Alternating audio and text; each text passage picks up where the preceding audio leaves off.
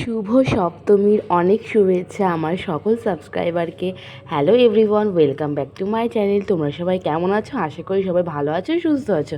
আমি কিন্তু বেশ ভালো আছি এবং সুস্থ আছি। তো সকালবেলায় আজকে আকাশটা দেখিয়ে তোমাদেরকে ভিডিওটা শুরু করলাম। দেন একটা বুনু আমার কাছে এসেছিলো একটু মেকআপ করবে, কারণ একটু ঘুরতে বেরোবে। এবার আমি কোনো রকম বেসিক মেকআপটা করতে পারি, তোকে সেটা করে দিলাম আর তার ব্যাক ক্যামেরা করে মানে দেখালাম কেমন করেছি। তো আজকে বাড়িতে টুনি লাইট লাগানো হচ্ছে, ভীষণ ভালো লাগছে। আর এই চুড়িদারটা বাবা আমাকে কিনে দিয়েছে। তারপরে এই যে দিদিদের সাথে বেরিয়ে পড়েছে প্যান্ডেল হপিং করতে। তো আজকের এই ভিডিওর লেন্থটা না একটু অন্যরকম লাগতে পারে, কারণ আমি ভেবেছিলাম শর্টসেই দেবো বাট ভিডিও করতে করতে তখন অনেকটা বড় হয়ে গেল। তো ভাবলাম বড় মানে ব্রডেই আপলোড করব। তো দেন এখানে ফার্স্ট ঠাকুরটা দেখলাম, মাটাকে এত সুন্দর দেখতে, আর ভেতরে অ্যাম্বিয়েন্সটা সিম্পলের মধ্যে এত সুন্দর করেছে, মানে ভীষণই ভালো লাগলো, কাটার জায়গা পাইনি। দেন তোমাদের দেখালাম প্রচুর ভিড় হয়েছে রাস্তায়। তারপরে সেকেন্ড এই একটা প্যান্ডেল দেখলাম, শোলা দিয়ে থার্মোকল দিয়ে কেটেছে, এত সুন্দর কুলো সিস্টেম টাইপের, বাট খুবই ভালো করে সিম্পলের মধ্যে। পেছনে ভিড়টা দেখো, অল্প অল্প করে লোক ছাড়ছে। তো এইটা এন্ট্রি টিকিট, এখানে গণেশ ঠাকুর বসিয়েছে।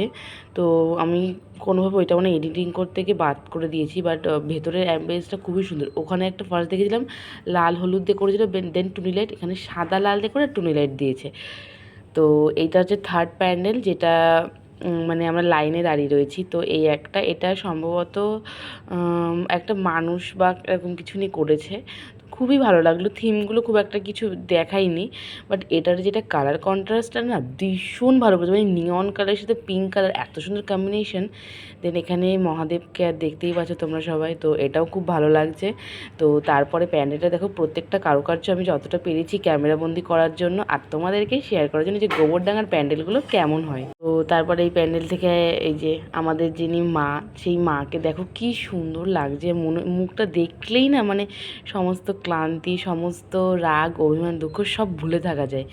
আর ঘেমে ঘেমে সত্যি কথা আমার তো গাইজ অবস্থা খুবই খারাপ। তার মধ্যে চুল ছেড়েছে, চুল না ছাড়লেও তো ভালো লাগে না, দেখতে সুন্দর লাগবে না। আর এই ইয়ারিংসটা কেমন লাগছে এটা কিন্তু আমি একটা ব্লগে শেয়ার করেছি।